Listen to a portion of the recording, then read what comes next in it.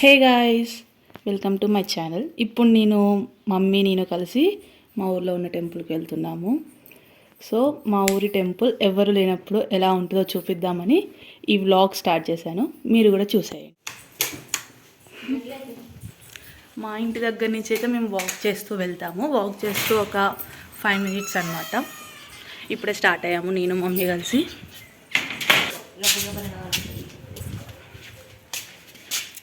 Every Monday నేను mummy కలిసి అయితే టెంపుల్కి వెళ్తాము ఈవినింగ్ టైంలో. సో ఈసారి నేను ఏమనుకున్నానంటే okay let's do a video vlog అనేసి, అందుకే ఈ వ్లాగ్ స్టార్ట్ చేశాను. ఇటు సైడ్ నుంచి వెళ్తే మాత్రం మెయిన్ ఎంట్రెన్స్ వస్తుంది.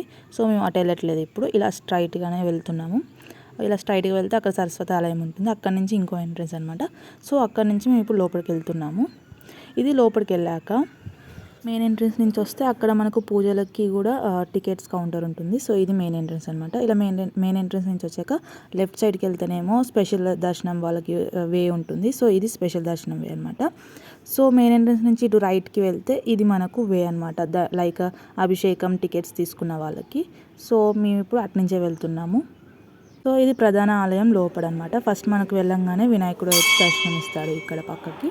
ఈ టెంపుల్ యొక్క ప్రత్యేకత ఏంటంటే 2 లింగాలు మనకు దర్శనం ఇస్తాయి అన్నమాట. ఒకటి వచ్చేసి శివుడు, ఇంకొకటి వచ్చేసి యముడు అనమాట. మీకు ఎందుకు ఇలా అనేది డీటెయిల్స్ కావాలంటే యూ కెన్ గూగుల్ ఇట్ అనమాట. పాతకాలంలో ఈ టెంపుల్ ఎలా ఉండేదని అయితే మీరు ఇక్కడ ఫోటో ఫ్రేమ్స్లో చూస్తున్నారు. సో ఇక్కడ నుంచి మనం బయటికి వెళ్ళాక ఇక్కడ మనకు గోదావరి నది కూడా ఉంటుంది, త్రివేణి సంగమం అని అంటారు. సో ఇప్పుడు వచ్చే సరస్వతి పుష్కరాలు కూడా ఇక్కడ మనకు జరుగుతాయి అన్నమాట. శివరాత్రికి కూడా ఇక్కడ 3 రోజులు జాతర అనేది అయితే జరుగుతుంది. సో ఇక్కడ మనకు గర్భాలయం నుంచి బయటకు వచ్చాక ఇక్కడ పక్కకి అమ్మవారి గుడి కూడా మనకు ఉంటుందన్నమాట. సో అక్కడికి వెళ్ళి మనం దర్శనం చేసుకుందాం. గాయస్, టెంపుల్ లోపల వీడియోగ్రఫీ అండ్ ఫోటోగ్రఫీ ఎలో లేదు. నేను ఇప్పుడు ఈవినింగ్ పూట ఎవరు రష్ లేరు కాబట్టి తీస్తున్నాను అనమాట. టెంపుల్ నుంచి బయటకు వచ్చాక మనకి ఇక్కడ పక్కకి కళ్యాణ మండపం కూడా కనిపిస్తుంది. సో రోజు అక్కడ నిత్య కళ్యాణం అయితే జరుగుతుందన్నమాట దేవుళ్ళకి. అండ్ శివరాత్రికి కూడా కళ్యాణం ఇక్కడే జరుగుతుంది. మీరు ఎప్పుడైనా ఈ టెంపుల్ని విజిట్ చేశారా లేదా అనేది నాకు కామెంట్స్లో చెప్పండి. అండ్ చేయకపోయి ఉంటే కంపల్సరీగా ఎప్పుడైనా ఒకసారి రండి, విజిట్ చేయండి, దర్శించుకోండి దేవుణ్ణి. కాళేశ్వరంకి వెళ్తే కాశీకి వెళ్ళినంత ఇది అన్నట్టు అంటారనమాట. So if I'm wrong correct me in the comments guys. Festival times and ఏమన్నా ఇంపార్టెంట్ డేస్లలో మాత్రం ఈవినింగ్ కూడా మనకు కొంచెం రష్ ఉంటుంది అనమాట. సో ఇప్పుడైతే నార్మల్ డేస్లో అయితే ఉండదు. సో ఫస్ట్ వచ్చిన వేలోనే వెళ్తే మనకు సరస్వతి దేవి ఆలయం కూడా ఉంటుందన్నమాట. సో అక్కడికి కూడా వెళ్ళి దర్శనం చేసుకుందాం.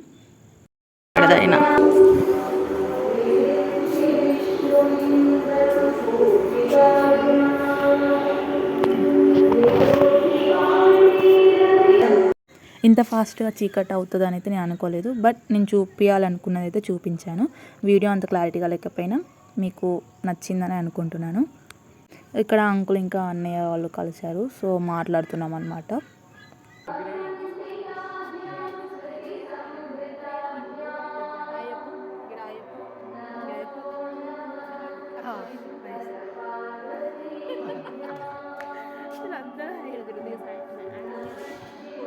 గాయస్, నా దగ్గర నుంచి ఎలాంటి కంటెంట్ కావాలో మీకు నాకు కామెంట్స్లో చెప్పండి. చిటికొని బాయ్.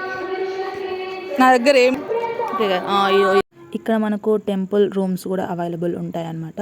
మేము ఇంటికి వెళ్ళే దారిలో ఇక్కడ చిన్న టెంపుల్ ఉంటుంది, చంద్రశేఖర్ గుడి అని.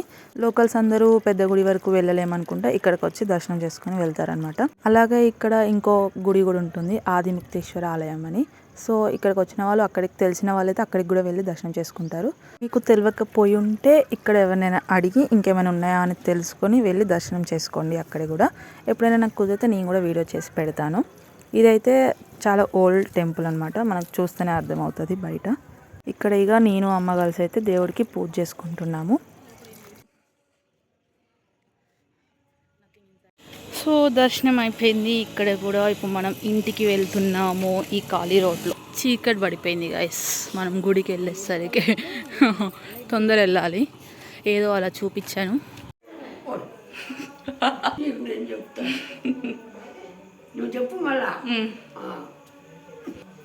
సో ఇదనమాట ఈరోజు వ్లాగ్ మనది. ఈ వీడియో మీకు నచ్చినట్టయితే లైక్ చేయండి, షేర్ చేయండి, సబ్స్క్రైబ్ చేసుకోండి. సో మీరు ఎప్పుడైనా టెంపుల్కి వచ్చారా లేదా అని కూడా కామెంట్ చేయండి. బాయ్.